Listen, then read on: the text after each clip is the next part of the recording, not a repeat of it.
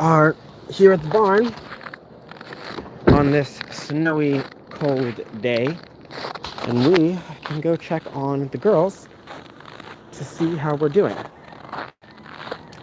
Last night, Ashton told me that she's starting to get a little worried about Xandra, Xandra D, so we will specifically check on her this morning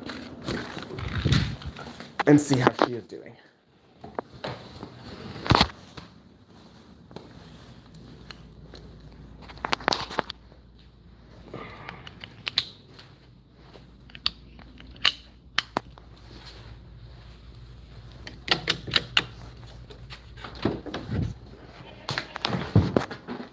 All right, and here our girls are. So here's Xandra D. This is the one that Ashton last night said she was a little worried about, said she wasn't acting like herself. So I'm definitely going to be checking on her and watching her for a little bit. But we've noticed over the last couple days, if you've been with me, that Xandra D has been acting a little weird. Remember, I told you that she had that weird day where I thought one of the kids was maybe pinching a nerve, and she was having a little bit of trouble walking. So the day following that, she was looking much better. We weren't we didn't have that issue again. So I wouldn't be surprised if potentially we're back to that, if those kids are just getting big enough inside of her that they're starting to squeeze out some of the room. But we'll take a look at her. And then she was also starting to bag up. So definitely time to be checking on her. We've got Slender over here in the birthing corner. That corner, for some reason, the girls really like it. I guess it's just a good corner for isolation due to the basic traffic pattern of the goats, because there's the bridge over there where they can connect to the two stalls, and there's the outside door, and there's the feeders here. Everything in this region, kind of from here, following up this route over to that space, gets very used. And so this corner tends to be very isolated. And so when they're preparing to deliver, they typically like that isolation. And so they kind of find themselves in that corner, and then they'll start pushing the other goats away and being more territorial because they are trying to prepare for birth. So we typically see butts backed into the corner like that quite often, the day or two or hours before we end up having a birth in that corner. It's just a cat, guys. Just a cat. Everybody just got all up in arms about a cat. But Xandra stood up, so I can take a look at her. So still bagging up. She's looking normal. I haven't seen any chewing of her cud yet, which is something I'd like to see, just to kind of see that she's better on that front. Here's Zetra, another doe I always like to point out. You can see she has quite dropped. She's got some good sunk in sides here. So sinking, or dropping, so she is limping a little bit. So it just kind of looks like she's not limping like there's anything wrong with her legs, just limping like she's sore, tired, stiff, that type of limping. So I would assume mostly dealing with large babies, pushing on things in an uncomfortable way, making things difficult to move around. But we'll continue to monitor her and check all of that. Anyway, when a doe goes to drop, the reason they need to drop is that if the goat doesn't drop, then the kids can't actually pull into the birth canal. So the birth canal is right back in here.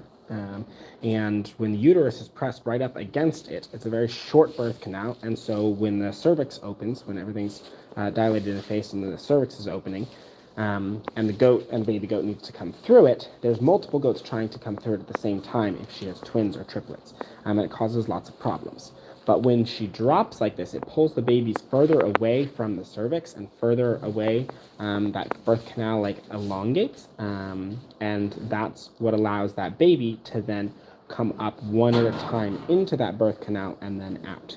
It also, when they drop, creates a better flow, because of the legs and everything, it's much easier to deliver in like an arc than it is to deliver in a straight line. And so it provides a better space for the baby to be able to come out of the cervix and be delivered. So dropping is a very important piece of preparing for delivery. And you'll see people, does like Flower over here has not dropped at all, as opposed to Zetra, who has massively dropped. Madrigal here is not dropped either. So different things you can see to help see who's preparing for delivery.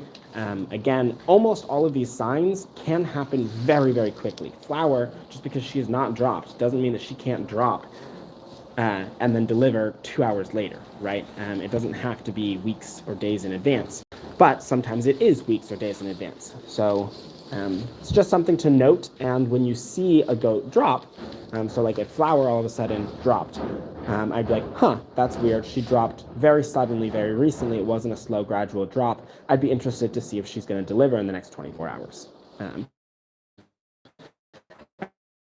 As opposed to having already dropped, I'm going to come here and I'm going to say, okay, I need to monitor you for dropping. Maybe it's going to be when you bag up. That will be the last hint that you're prepared to deliver. So little things like that. Here's slender, not really bagged up or anything. I haven't talked much about ligaments yet. It's just a cat. McGonagall jumped up on the fence.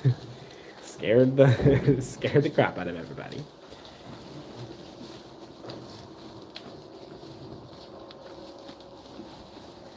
Apparently she wants to go outside, so she's heading out.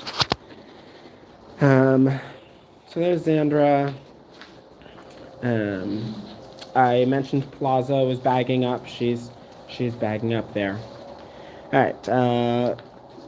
Winslet says, are you still doing live birth videos? Our goal is to do live birth videos, yes, at least this year. That is our goal. We will see how well we're able to do it this year, just with the amount of hands that we have. But yes, our goal is to do live birth videos, but they will probably just be here on YouTube and not on Facebook. Over in this stall, we've got a bunch of girls all still looking good. Hi, sweetie. Here's tea time.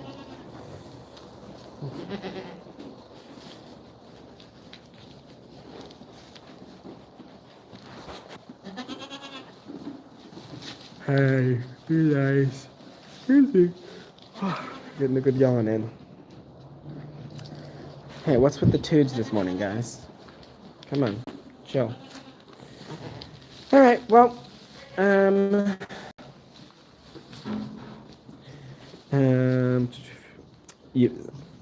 she misses them, and how many goats are due? We have not quite 40 that are due. It's like 30 something that we're expecting to deliver, and we are 4 days away from the beginning of kidding season. So we're getting very, very close. And I'm just out here checking, making sure, trying to kind of build a good picture of what we have going on, so that as soon as we get into kidding season, I'll be able to hopefully have a good idea of where all of our does are at and be able to make good decisions, educated decisions, I should say, with as much information as I've been able to glean. So sometimes you have to be careful, because you'll come out and you'll think a cat is baby, but it's just a kitty.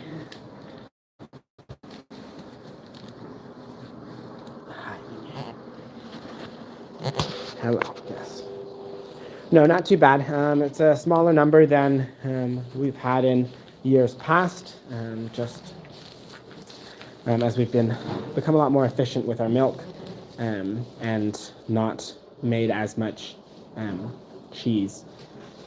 It's been good, and we have a better grip on how much milk we're going to need, and our systems for forecasting and everything, as well as inventory, have become a lot better. It's allowed us to have less work that we need to do. So that's always good. But yeah, moving away from the dairy side of things certainly changed the amount of goats that we needed.